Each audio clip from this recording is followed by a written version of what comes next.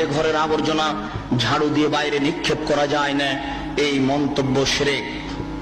রাত্রে গাছের ফল পড়া যায় না, এই ধারণা শিরক। রাত্রে মানুষকে বাকি দোকানের জিনিস বাকি বিক্রয় করা যায় না, দেওয়া যায় না, এই ধারণা শিরক।